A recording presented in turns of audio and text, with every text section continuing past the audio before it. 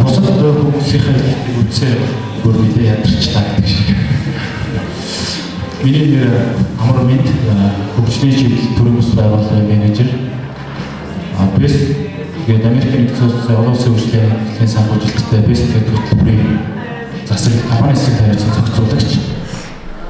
Тэгээд Хамбургад манай байгууллага ойдлоготой хамтарсан бас нэг бизнесийн зөвлөгөө үйлчилгээний хөтөлбөр хэрэгжүүлдэг.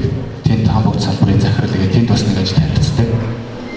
За дээрэс нь хоршооны засаглалыг сайжруулах зорилгоор улс орон даяарыг хоршоодыг амжилттай ажиллахад хэрэгтэй гэж үзээд малчиглээд бас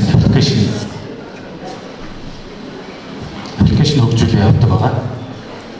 Ийм хүн байгаа. Ер нь нэг баг багцаагаар 4 ажил хариуцж ажилтдаг гэх юм уу. Тэгээд энэ яагаад ийм урт юм яриад байна гэхээр ер нь бол би нэг очисон газар болгондоо ингээд би нэг 4 ажил хийдэг гэж ярьдаг үл дээ. Ер нь бол тухайн газараа ямар ажил хийж байгаа тэрийгээ танилцуулаад явдаг. Тэгээ өнөөдөр болохоор яагаад энийг хэлж байгаа гэхээр ер нь хүн ингээд айгүй бүтэмжтэй байх хэрэгтэй гэсэн утгаар нь өөртөө нэлээд ачаал өгч ажилдаг. Тэгээд тэрийгээ л хэлэх гээд хэлж байгаа гэсэн үг шүү дээ. За тэгээд илтгэл эхлэхээс өмнө өөрийнхөө талаар бас товчхон ярихад яг л энэ танхим сууж байгаа залуучуудтай адилхан хөдөө суманд 8 жилээ төгсөөл, аймгийн төв дээр 10 жилээ төгсөөл, тэгээд дээд сургууль төгсөөл ажилд ороод ингээл явсан хүмүүсийн нэг байна. Тэгээд явсаар ороод нэг одоогийн байдлаа бол би одоо нэг амар одоо өндөрлөг өндөр гэж хэлэхгүй. Гэхдээ бол би одоогийн нөхцөл байдлаа бол сэтгэл ханамжтай, айван тайван байгаа. Тэгээ яаж тийм байдал төрөх үү гэдгийг бол залуучуудаас хэлэх гэдэг юм. Үндсэндээ нэг 15-6 жил ажил хийсэн байна. Тэгээ энэ хугацаанд бол алдаж онсон зүйл зөндөө байгаа. Тэр болгоноос сурсан тэм сургамжаасаа хаваалцах гэж байна гэсэн. За ихтгэл хэлээ.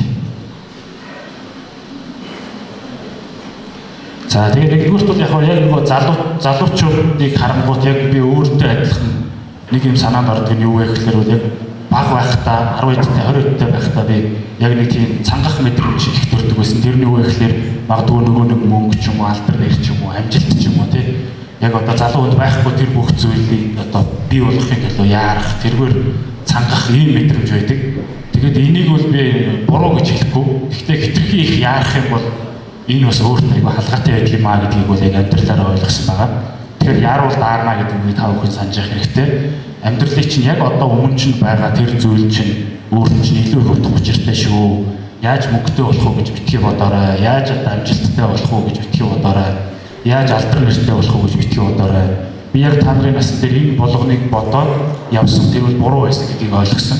Тэгээд ерөөсөө эдний талаар бодох хэрэггүй байна. Тэгэхээр одоо би яг юуны тухай бодох хэрэгтэй бэ гэж та бүхэн бас бодож иж магадгүй. Юуны тухай гэхлээр бол ерөөсөө тагтаанаас арай дээр зорилготой болох тухай бодох хэрэгтэй гэж би хэлмээр санагдаад байдгийн. Тэрний үгсэл хүн ер нь материалын зорилготой байж хийж болохгүй. Хичнээн их мөнгө байсан ч гэсэн хичнээн том байшин, том машин байсан ч гэсэн тэр эцсийн дүндээ тагтааны нэг будаа шиг материалын зүйл байхгүй. Тэгэхээр залуучуудыг бол би материалын зорилготой битгий байгаарай гэж хэлж байгаа. Материалын зорилго бол та нарыг төөрүүлнэ. Тэгээ жинхэнэ утга учиртай амьдрал одоо мөнгө юу гэдгийг те залуучуудын амьдралд хэрэгтэй бүх юм одоо магадгүй хүзэр тоглож байвал тамх шиг тийм зүйлүүд олон байдаг. Тэгэхээр тэр бүх зүйлийн яг цаана юу байр уу гэсэн чинь хүзрний арыг эргүүлэнгүүт бүгд адилхан байдагтай адилхан хүнд хэрэгтэй одоо хүмүүсийн амжилт гэж үздэг тэр бүх зүйл ерөөсөө хүнд туслах гэдэг ганцхан юм дээр зангидагдж идэг нэрвэл нэлээд хожуу ойлгосон. Та бүхэн ерөөсөө хүнд туслахын төлөө явах хэрэгтэй. Хүнд хэрэгтэй байхын төлөө явах хэрэгтэй. Тэгээ хүний хэрэг бүтвэл өөрийн хэрэг бүтнэ гэж үл маш өнөө үг байгаа. Яг энэнийг одоо дээрээс нь одоо яг энэтэй уялдуулах хэрэгт бол хамгийн шодрох зүйл юу вэ гэхээр бол ерөөсөө чи хүнд юм өгч ич тийм аавна. Чи цалин авмаар бол хүнд сайн ажил хийж өгөх хэрэгтэй. Чи баян болмоор бол олон хүмүүст хэрэгтэй бүтээгдэхүүн үйлчлэгээ зарах хэрэгтэй. Чи алдартай болмоор бол олон хүмүүст туслах хэрэгтэй. Тэгэхээр амьдралын хатуу үнэн бол юу вэ гэхээр чи хүнд юм өгч ич юм аавна, юмтай болно. Чиний тэр хүсэж байгаа юм ирнэ гэсэн үг. А тэгэхэд бол яах вэ гэхээр бол хүн яг өөрийгөө таних хэрэгтэй гэдэг одоо түрүүнд ч бас бах хүмүүс хэллээ. Хурууны хээ дахин давтагдчихгүй байдаг. Тэрнтэй адилхан хүн болгоны бусдад тусалж чадах тэр ур чадвар нь өөрөө бас дахин давтагдчихгүй байдаг юм аа. Тийм учраас өөрийнхөө яг хурууны хээ шиг тэр онцгой чадварыг олж нээгээд тэргүүрээ дамжуулаад яг шоу нисдэг шиг, яг загас сэлж чаддаг шиг чиний өөрөө чинь чаддаг тэр зүйл юу вэ гэдгийг аюулсаа олж авах хэрэгтэй. Тэгээ өөрийгөө илүү хөгжүүлэх хэрэгтэй гэж хүсмээр байна. Хөгжүүлэхийн зорилго нь юу вэ гэхээр хүн туслах гэсэн ийм санаагаар энэ зургийг бол оруулсан байна.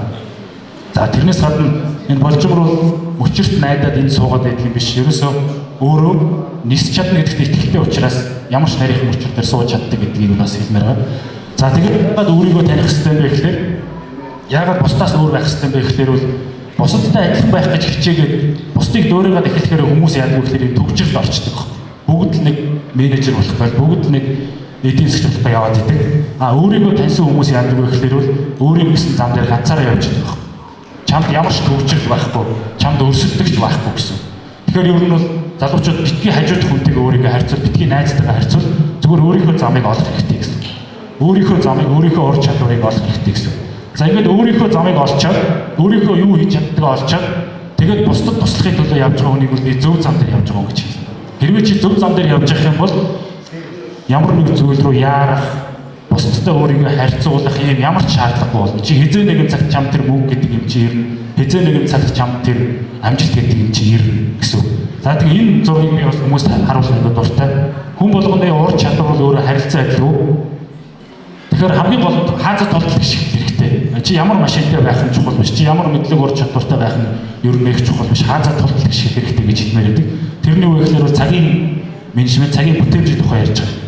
Яагаад вэ гэхээр хүмүүс ингээд ирээдүйд би нэг мундаг болчихороо бүх юмыг сайн сайхан хийнэ гэж өнөөдрөө мартчих яваад ахаар өнөөдөр чи яг үнэндээ ингээд чиний амьдралын цаг мөч, чиний амьдралыг түүх болгох өөрчлөлт байна. Тэгээ чи өнөөдөр ингээд яг үр дүнгээ өнгөрүүлчих юм бол чиний амьдрал хар толгой болчтой. Тэгээ чи хүмүүсийн оюун санаандаас алхам тутамдаа ингээд өөрийнхөө ол мөрийг үлдээж идэг. Ийм юм болчиход байдаг. Тэгээд яагаад өнөөдөртөө төвлөрөх хэрэгтэй, яагаад бүтээмжтэй байх хэрэгтэй вэ гэхээр яг үнэндээ хүний амьдрал бол яг л нэг лаах асаа дуусах хугацаа нь ингээд ойлгомжтой. Хамгийн уртдаа 150 наслна. Тэгээд тэр хугацаанд бүтээмжтэй ажиллах цаг хугацаа 44 жил 438 цаг. 150 настай хүнээр бодоход шүү дээ. Тэгэхээр ерөөсөө хүн бүтээмжтэй байж сурах хэрэгтэй гэдгийг бол яг үдийн наснд бүр илүү их ойлгох юм байна. Тэгээд бүтээмжтэй байхад бол яах хэрэгтэй вэ гэхээр ерөөсөө тухайн яг акшн дээр л төвлөрөх хэрэгтэй. Тухайн үед яг хийж байгаа юм дээр л чи анхаарлаа бүрэн төвлөрүүлж явах хэрэгтэй. Одоо нэг сүнс дууд ингээ ярьдаг шүү дээ. Тэр шиг ер нь өөрийнхөө анхаарлыг байг дуудаж.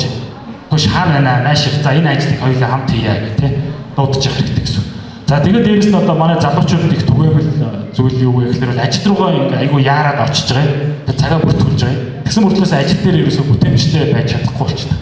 Тэгэхээр бол ажил руу ингээ зүгээр цаг бүртгүүлэхийн төлөө битгий очиж, цагаа авахын төлөө битгий очиж яах гэж очих хэрэгтэй вэ гэхээр утга учиртай юм хийхэд бол очих хэрэгтэй гэж. Тэгэхгүй бол цаг хугацаа гэдэг бол байнга ингээ чинээрээ гарч ирээд тэр дор нь хэрэглэхгүй ингээ буцаад авах болчдөг ийм сонир бүтээгдэхүүн байна. Тэгэхээр тэр дор нь ингээ шинээр гарч ирсэн дээр л утга учиртай зүйлрүүл хийгээд байх бол нэг мэдсэн тэр чинь ингээ ерөөсөө хэрэггүй болчдөг. Ийм зүйл байна. Тэгэхээр цагийг ерөөсөө ингээ хадгалж байгаа дараа нь хэрэглэж болдгоо шүү гэдгийг бас хэлмээр байна. За тэгээд ер нь хүн болгоо ингээ амжилт нь өөр байдаг, амьдрал нь өөр байдаг. Тэгээд надтай л адилхан юм байсан чи нэг мэдсэн чи өөр болчих хүмүүс ярьдаг. Тэгээд хоёр адилхан хүнийг яагаад хэсэг хугацааны дээр өөр болдог вэ гэхээр ерөөсөө тэр хүмүүс цаг хугацаагаа яаж ашигладаг вэ гэдэг тэр зуршлаасаа өөр болдог. Нэг нь нэг цаг олдонгууд солонгос кино үзчихдэг. Нэг нь нэг цаг олдонгууд тэр хоорондоо англи хэл сурдаг. Тэгэл тэр хоёрын амьдрал өөр болдог. Тэгэл ерөөсөө би эцэст нь бол юу гэж хэлэх гээд нэхлээр миний амьдралын томьёо бол тэр байна. Тусалсан хүнийхээ тог насандаа хуваагаад тэгээд тэр нь хязгааргүй рүү тэмүүлэх ёстой гэж би өөртөө зорилго тавьсан. Тэгээд нэг жил дотор яаж олон хүн туслах вэ? Нэг цаг дотор яаж олон хүн туслах вэ? Яаж олон хүнийг инээмсэглэлтэй учруулах вэ гэж боддог болсон байна. Ингээд таа.